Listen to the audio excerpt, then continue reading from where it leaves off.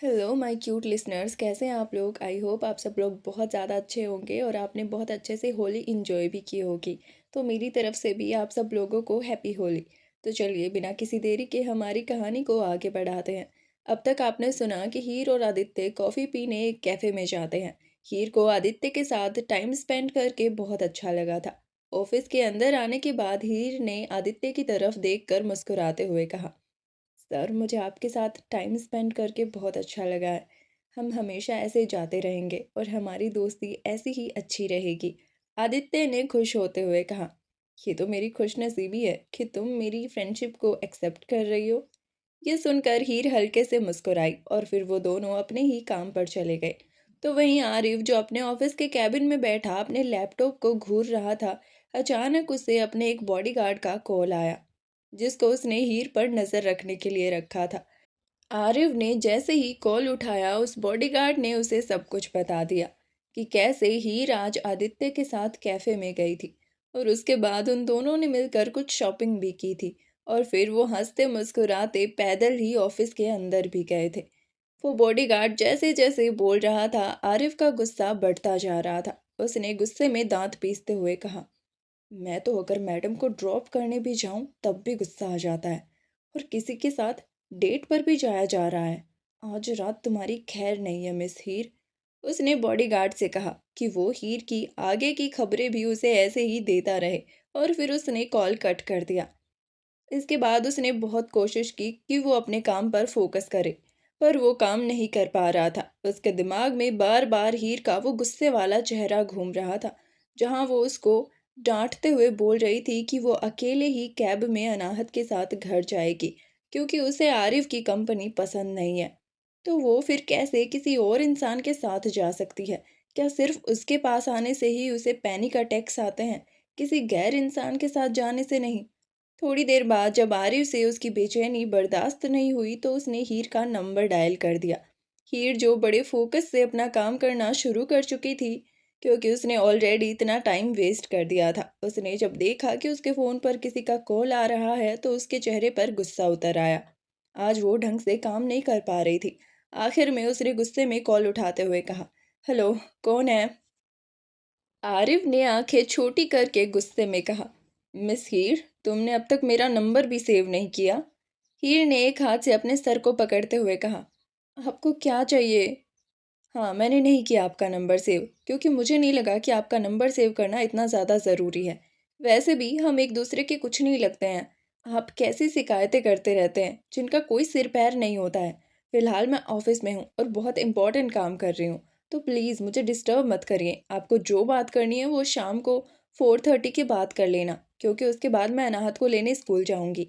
फिलहाल के लिए प्लीज़ मुझे काम करने दीजिए। इतना बोलकर हीर ने कॉल कट कर दिया। उसे पता था अगर वो आरिफ पर गुस्सा करेगी तो वो और भी ज़्यादा बहस करेगा, इसलिए उसने बड़े आराम से ये सब कुछ कहा था।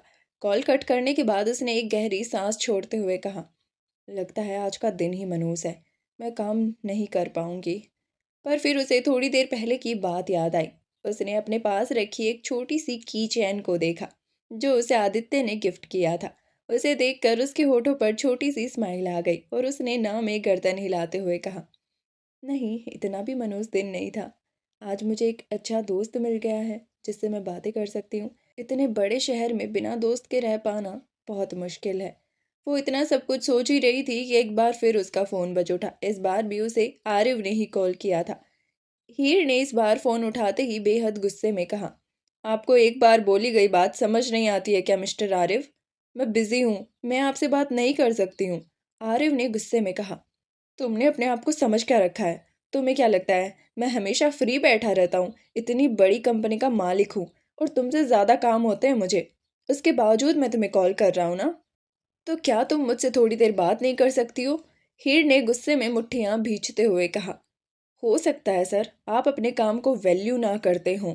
मैं अपने काम की बहुत वैल्यू करती हूँ, इसलिए मुझे अपने काम में डिस्टरबेंस बिल्कुल पसंद नहीं है। आर्यव ने गुस्से में चिल्लाते हुए कहा, तो फिर तुम काम के वक्त बाहर किसी लड़के के साथ डेट पर कैसे चली गई? क्या वो तुम्हें डिस्टर्ब नहीं कर रहा था? ये सुनते ही हीर की आंखों में हैरानी आ गई। उसने गुस्से में कहा, तो क्या आप मेरी जासूसी कर रहे हो कि मैं कहाँ जाती हूँ, कब जाती हूँ, किसके साथ जाती हूँ? आरिफ ने भी गुस्से में कहा, ऑफ कोर्स कर रहा हूँ। मुझे पता तो होना चाहिए ना कि तुम कब क्या करती हो। इससे मुझे आसानी होगी तुम्हें हर प्रॉब्लम से निकालने में। हीर ने कंफ्यूज होते हुए कहा, क्यों, आपको समाज सेवा करनी है? मैं आपकी क्या लगती हूँ जो आप मुझे प्रॉब्लम से निकालना चाहते हैं? इनफैक्ट अगर आप मेरे आसपास नहीं रहेंगे तो मैं किसी प्रॉब्लम में फंसूंगी ही नहीं, क्योंकि मेरी सारी प्रॉब्लम की वजह आपसे ही आती है। आपके अलावा कोई नहीं है जिसे मुझे परेशान करने में इंटरेस्ट हो। आरिफ ने कुछ पल शांत रहने के बाद कहा, तो क्या तुम उस कंपनी के सीईओ को डेट कर रही हो? ये बात सच है ना? हीर को जल्द से जल्द आरिफ से पीछा छुड़वाना था, इसलिए उसने गहरी सांस भरते हुए कहा, हाँ कर रही हूँ, क्योंकि वो बहुत अच्छे इंसान है और उनके साथ रहने वाली हर लड़की बहुत खुश रहेगी। वो आपकी तरह बात बात पर गुस्सा नहीं करते हैं और रोब नहीं झाड़ते हैं किसी चीज़ का। वो बहुत ही पोलाइटली बिहेव करते हैं और सब लड़कियों की इज्जत करते हैं, और मुझे ये सारी चीज़ें बहुत पसंद है। अगर मुझे उनके साथ डेट पर जाने का मौका मिल रहा है तो मैं खुशी खुशी जाऊंगी। जैसे जैसे हीर आरिफ को आदित्य की खूबियों के बारे में बता रही थी, उसकी तारीफ कर रही थी और कह रही थी कि हाँ उसे वो पसंद है और वो उसके साथ डेट पर जा रही है, आरिफ का चेहरा गुस्से से लाल होता जा रहा था। आखिर में उसने चिल्लाते हुए कहा, बस करो। मैंने ये नहीं कहा कि उसकी तारीफों के पुल बांधना शुरू कर दो, और खबरदार जो तुमने उससे डेट किया। हीर ने हैरान होते हुए कहा, आप होते कौन है मुझे रोकने वाले? हीर के इस सवाल पर आरिफ की बोलती बंद हो गई, क्योंकि असलियत में वो उसका कुछ नहीं लगता था। आखिर वो किस हक से उस पर चिल्ला रहा था, उस पर गुस्सा कर रहा था?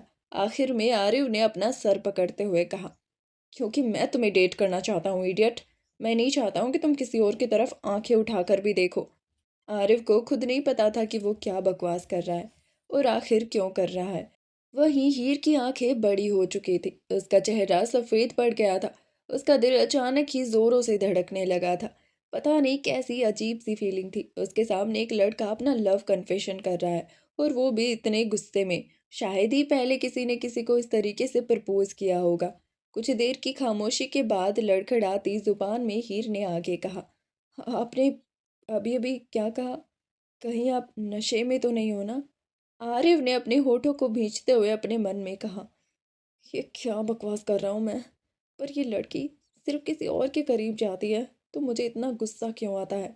उसके बाद आरिफ ने अपना सर चेयर की हेडरेस्ट पर टिकाकर सीलिंग को घूरते हुए कहा, मिस हीर, तुमने जो सुना वो सब सच था, लेकिन ये सब कुछ तुम्हारी वजह से नहीं है। ये मत समझ लेना कि तुम इतनी ज़्यादा खूबसूरत हो कि तुमने मुझे अपनी तरफ अट्रैक्ट कर लिया है। ये सब कुछ छोटे तूफान की वजह से है। मैं नहीं चाहता वो किसी गलत हाथों में जाए। मुझे उसका ख्याल रखना है, इसलिए मैं उसका बाबा बनना चाहता हूँ। हीर के हाथ बुरी तरह कांपने लगे थे, वो अच्छे से फ़ोन को भी नहीं पकड़ पा रही थी। ये इंसान कितनी बकवास कर रहा है, और वो भी इतने कॉन्फिडेंस के साथ। उसे एक बार भी हीर की मंजूरी लेना सही नहीं लगा। वो सब कुछ अपने मन से करता जा रहा था और हीर बस चुपचाप सुनती जा रही थी। आखिर में हीर ने गुस्से में कहा, अगर आइंदा आपने ये सब कुछ कहा तो अपने बॉयफ्रेंड से शिकायत कर दूंगी आपकी। क्या आप मुझ पर लाइन मार रहे हैं? अब तो आपको ऑलरेडी पता है कि मैं किसी को डेट कर रही हूँ, उसके बाद भी आप ये बकवास कर सकते हैं। और रही बात तूफ़ान की, तो मैं उसे अकेले भी संभाल सकती हूँ। सिर्फ उसके लिए अगर आप मुझको डेट करना चाहते हैं तो आई एम रियली सॉरी, मैं आपको कभी डेट नहीं करूँगी। इतना बोलकर हीर ने कॉल कट किया और फिर जल्दी से अपने फ़ोन को फ्लाइट मोड पर डाल दिया, ताकि चाहकर भी आरिफ फिर से उसे कांटेक्ट ना कर पाए। फ़ोन कट होने के बाद हीर ने दोनों हाथों को अपने सीने पर रखते हुए कहा, हे भगवान, ये सब कुछ क्या हो रहा है मुझे? ये अजीब सी फीलिंग। उसने जल्दी से अपना रुमाल निकालते हुए अपने माथे पर आते पसीने को पोंछा और फिर टेबल पर अपना सर टिकाते हुए बोली, ऐसा तो मुझे आज से पहले कभी फील नहीं हुआ। ये इंसान पता नहीं क्या जादू करता है। I hate him. मैं मर जाऊंगी पर कभी उसकी डेट को एक्सेप्ट नहीं करूंगी। जाहिल कहीं का। वहीं आरिफ अब लगातार हीर को वापस कॉल कर रहा था, पर फोन से सिर्फ एक ही आवाज आ रही थी, the number you have dial is currently switch off. जिसे सुन सुनकर आरिफ का दिमाग और ज्यादा खराब होता जा रहा था। आखिर में उसने अपने फ़ोन को टेबल पर पटकते हुए कहा, ये लड़की कैसे मुझे रिजेक्ट कर सकती है? आरिफ अग्निहोत्री को कोई रिजेक्ट नहीं कर सकता है। सब लड़कियों की ख्वाहिश हूँ मैं। पता नहीं उस मंद बुद्धि को कब समझ आएगा कि वो कितना अच्छा प्रपोज़ल रिजेक्ट कर रही है। और साथ ही साथ हीर की बोली गई बातें भी उसके दिमाग में घूम रही थी कि वो कभी भी अनाहत के लिए उसका प्रपोज एक्सेप्ट नहीं करेगी। आरिफ ने खुद से कहा, तो क्या वो इनडायरेक्टली ये बोलना चाहती थी कि अगर मैं उसे पसंद करूँगा तो वो मेरा प्रपोज़ल एक्सेप्ट कर लेगी? क्या वो खुद को इतनी खूबसूरत समझती है? इतना सोचकर आरिफ ने अपनी आंखें बंद की और एक बार हीर के पूरे चेहरे को याद किया। उसकी खूबसूरत हरी आंखें, उसके गुलाबी होठ, घने भूरे बाल और होठों पर वो प्यारी सी स्माइल। वो सच में बेहद खूबसूरत थी। शायद आरिफ को इस दुनिया में उससे खूबसूरत कोई नहीं लगता। इसके बावजूद भी वो उसे ये बोल रहा था कि वो उसकी तरफ अट्रैक्टेड नहीं है। हीर को इमेजिन करते करते आरिफ का हाथ साइड में लगी मिरर वॉल पर घूम रहा था और उसे ऐसा लग रहा था जैसे वो हीर के चेहरे को ही छू कर देख रहा हो। तभी अचानक उसके ऑफिस में उसका पर्सनल असिस्टेंट आ जाता है। वो जैसे ही आरिफ को ऐसे देखता है, उसकी आंखों में हैरानी आ जाती है। फिर वो अपना गला सही करते हुए बोलता है, सर आप ठीक है ना? उसकी आवाज़ सुनकर आरिफ अपने ख्यालों की दुनिया से बाहर आता है और फिर वो आंखें खोलकर जैसे ही देखता है कि वो हीर के चेहरे को नहीं बल्कि एक शीशे को छू रहा है, अचानक ही उसे अजीब सा फील होने लगता है और वो जल्दी से अपना हाथ वहां से हटाते हुए बोलता है, बदतमीज, तुम्हारे अंदर मैनर्स नहीं है क्या? किसी के कमरे में आने से पहले एक बार नॉक किया जाता है और उसकी परमिशन ली जाती है। बेचारे असिस्टेंट का तो आरिफ की डांट सुनकर ही बुरा हाल होने लगा था। उसने जल्दी से अपने हाथ में पकड़ी फाइल को वहां टेबल पर रखते हुए कहा, आई एम सॉरी सर, मुझे लगा काम ज़्यादा इम्पोर्टेंट है तो मैं बिना नॉक किए आ सकता हूँ और अक्सर मैं ऐसे ही आता हूँ, आप मुझे मना भी नहीं करते हैं। आगे से मैं इस चीज़ का ध्यान रखूँगा। इतना बोलकर उसने अपना सर झुका लिया और आरिफ ने अपने माथे पर हाथ रखते हुए अपने मन में कहा, ये क्या हो रहा है? मुझे लगता है डॉक्टर की ज़रूरत पड़ने वाली है। शाम के वक्त आरव मिष्टी को स्कूल से पिक करने जाता है। वो वहां जाते ही दरवाजे के सामने गाड़ी पार्क करता है और फिर गाड़ी से बाहर निकलकर रास्ते की तरफ देखने लगता है। वो वहां पर हीर का इंतजार कर रहा था। उसने स्कूल के मेन गेट को देखा, जहां से दो बच्चे आपस में बातें करते हुए निकल रहे थे। उनमें से एक लड़का था और एक लड़की। उस लड़के के हाथ में गुलाब का फूल था और वो लड़की को मनाने की कोशिश कर रहा था। आई एम सॉरी बेबी, मैं भूल गया था कि आज रोज़ डे है और मॉर्निंग में विश नहीं कर पाया। रियली सॉरी ना, प्लीज़ माफ़ कर दो, आगे से मैं पूरा ध्यान रखूँगा।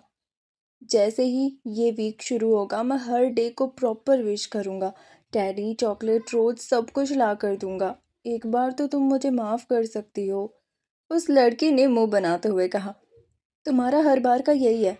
ऐसा तो है नहीं कि हर महीने ये दिन आते हैं, सिर्फ फरवरी के महीने में तो आते हैं। वो भी तुमसे याद नहीं रखे जाते। अब मुझे तुम्हारे साथ रिलेशनशिप में नहीं रहना है। मैं अच्छा बॉयफ्रेंड बनाना चाहती हूँ जो मुझे हर वक्त ये फील करवा सके कि मैं उसके लिए कितनी ज़्यादा इम्पोर्टेंट हूँ। अब फालतू में मेरा दिमाग ख़राब मत करो। मेरे घर वाले आने वाले हैं। अगर तुम्हारे साथ देखेंगे तो मुझे दूसरी स्कूल में भेज देंगे। अब जाओ यहाँ से। आरिफ बड़े ध्यान से उनकी बातें सुन रहा था और उसे अचानक ही क्लिक हुआ। हो सकता है हीर अपने बॉस के साथ इसीलिए डेट पर जा रही हो क्योंकि उसका बॉस भी उसे फरवरी के डेज के अकॉर्डिंग चॉकलेट और रोज ला कर दे रहा हो। आरिफ ने अपने होठों को भींचते हुए अपने मन में कहा, मैंने तो कभी ये सेलिब्रेट भी नहीं किया है। क्या मुझे मिस हीर के लिए कुछ करना चाहिए? हो सकता है उसके बाद वो अपने उस बॉस को छोड़कर मेरे पास आ जाए और मुझे डेट करना शुरू कर दे। पर अनाहत के साथ आरिफ का बॉन्ड हीर की वजह से तो बिल्कुल नहीं था। ये आरिफ को बहुत पहले समझ आ चुका है। आरिफ ने खुद से कहा, ठीक है, अगर तूफान के लिए नहीं तो अपनी जिद के लिए मैं देखता हूँ तुम कितनी देर तक मुझे इग्नोर कर पाती हो। उसने गाड़ी का दरवाज़ा खोला और बाहर निकल आया। स्कूल के गेट के पास एक छोटी सी फूलों की दुकान थी। रोज़, गुलाब, लिली सब कुछ था। आरिफ ने एक नज़र वहां डाली और फिर बिना सोचे एक गुलाब का गुलदस्ता उठा लिया। दुकानदार ने मुस्कुराते हुए कहा, सर रोज़ डे स्पेशल है आज, 12 का पैकेट है 500 में। आरिफ ने बिना कुछ बोले 1000 का नोट उसे थमाया और धीरे से बोला, बस ये एक ही चाहिए, बाकी रख लो अपने पास। फिर वो गेट के पास खड़ा हो गया जहां से हीर निकलने वाली थी। कुछ ही मिनट बाद हीर बाहर आई। अनाहत उसका हाथ पकड़े हुए थी, लेकिन आज अनाहत थोड़ी उदास लग रही थी। शायद उसकी मिष्टी से फिर से लड़ाई हुई होगी। हीर अनाहत को समझा रही थी कि उसे छोटी छोटी बातों पर लड़ाई नहीं करनी चाहिए। कुछ देर बाद ही हीर की नज़र आरिफ पर पड़ी। उसके हाथ में वो फूलों का गुलदस्ता देखते ही उसका चेहरा हैरानी से भर गया। वहीं अनाहत ने जैसे ही आरिफ को देखा, वो लगभग दौड़ते हुए उसके पास आई और फिर उसके पैरों से लिपटते हुए बोली, हेलो अंकल, कैसे हो आप? और आपकी तबीयत कैसी है अब? उसकी बात सुनते ही आरिफ के होठों पर स्माइल आ गई। उसने एक हाथ से उसे अपनी बाहों में उठा लिया और फिर तेज कदमों से हीर के पास जाकर बोला, कुछ सीखो इस बच्ची से। कॉल उठाते ही सामने वाले पर गुस्सा नहीं किया जाता है, उसकी तबीयत भी पूछी जाती है, और अगर वो पहले दिन बीमार हो तब तो खास कर। खैर, मैं तुम्हारे लिए फूल लेकर आया था। आज रोज डे है ना? Happy rose day. उसकी बात सुनते ही हीर का चेहरा सफेद पड़ चुका था, तो वहीं अनाहत ने भी आंखें छोटी करते हुए कहा, अंकल, क्या आप फिर से मेरी मम्मी के साथ बदतमीजी कर रहे हो? उन्हें रोज डे पर रोज क्यों दे रहे हो? ये तो एक गर्लफ्रेंड बॉयफ्रेंड करते हैं ना? आरिफ ने आंखें बड़ी करते हुए कहा, ये सब तुम्हें भी पता है तूफान? वैसे मैं तो इसलिए दे रहा था क्योंकि तुम्हारी मम्मी मुझसे नाराज हो गई थी। मैंने इसे गुस्सा कर दिया था। अनाहत ने जल्दी से कहा, अच्छा, अगर आपने मम्मी को गुस्सा कर दिया है तब तो आपको इन्हें मनाना चाहिए। वैसे मेरी मम्मी को ये वाले फ्लावर्स बहुत पसंद है।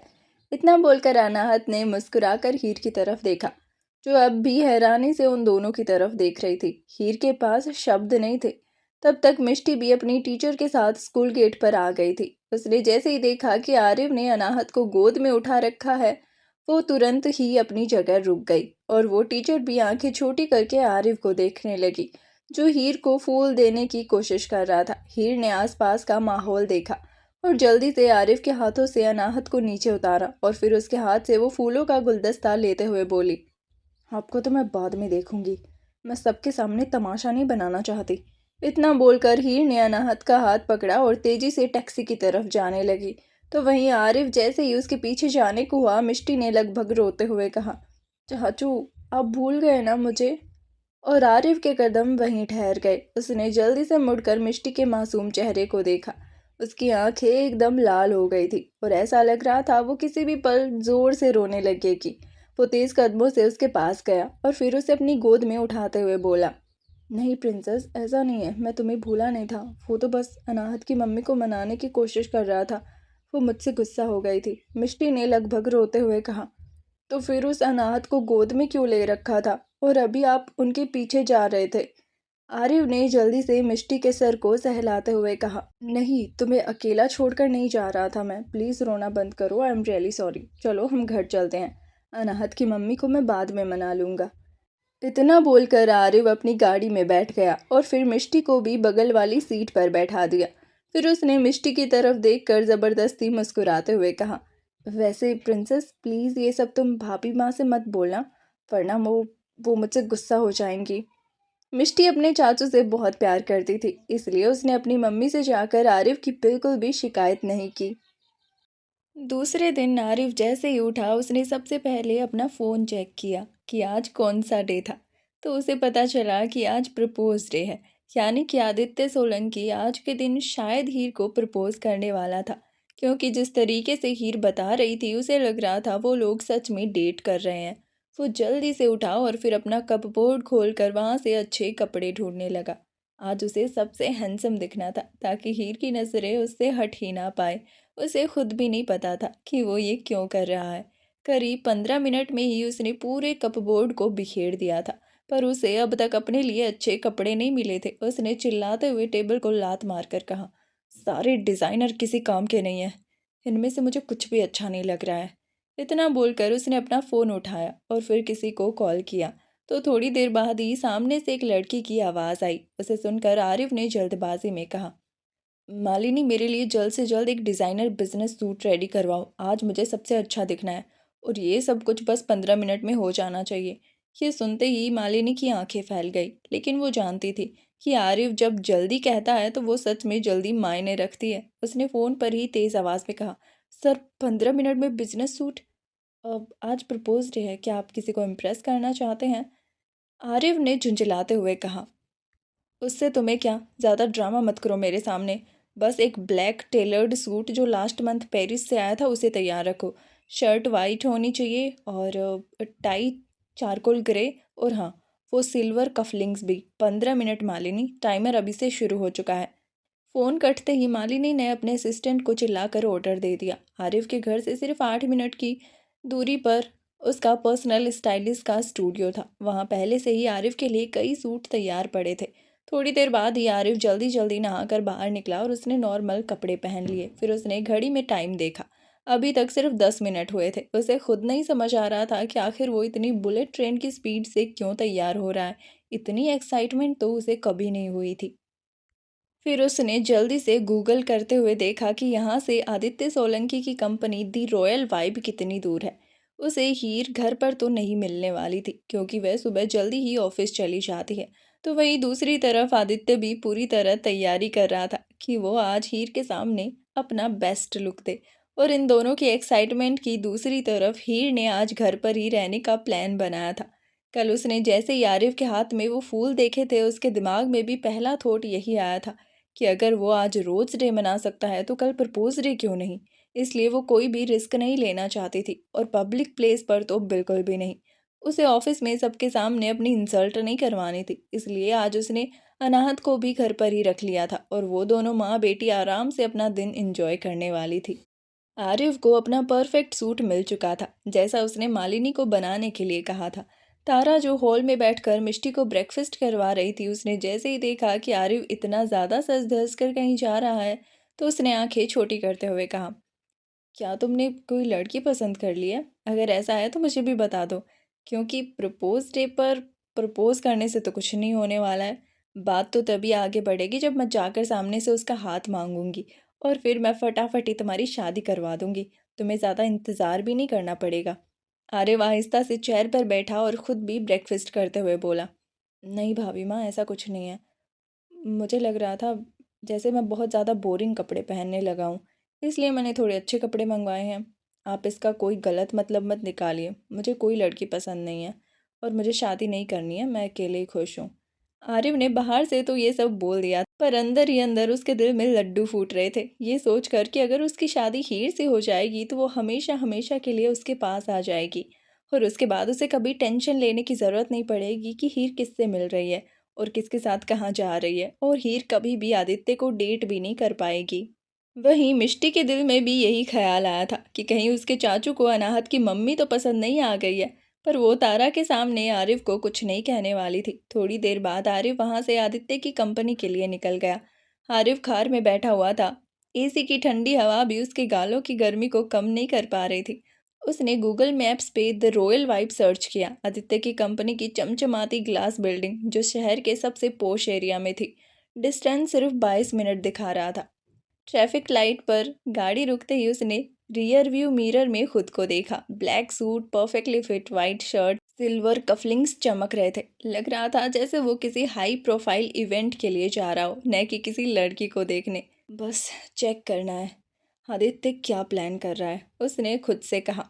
लेकिन उसकी आवाज़ में वो कॉन्फिडेंस नहीं था जो वो बाहर से दिखा रहा था। थोड़ी देर बाद उसकी गाड़ी दी रॉयल वाइब के सामने जाकर रुकी। ठीक उसी वक्त आदित्य की गाड़ी भी वहां आकर रुकी। उसने जैसे ही आरिफ को वहां देखा उसकी आंखें छोटी हो गई। ऑफ कोर्स बिजनेस इंडस्ट्री के बड़े नाम होने की वजह से वो दोनों एक दूसरे को जानते थे, पर उनकी कोई दोस्ती नहीं थी। आरिफ और आदित्य दोनों एक साथ गाड़ी से उतरे। आदित्य ने अपने ब्लैक जैकेट को ठीक करते हुए कहा, हेलो मिस्टर अग्निहोत्री, आज गरीब खाने में आपका आना कैसे हुआ? आरिफ का जवाब जानने के लिए सुनते रहिए इस कहानी को। आज के लिए इतना ही। जल्द मिलती हूँ एक और नए और इंटरेस्टिंग एपिसोड के साथ। और आप बताइए हीर को किसे पसंद करना चाहिए, आदित्य को या फिर आरिफ को? मैं आपके कमेंट्स का इंतज़ार करूँगी। Bye bye.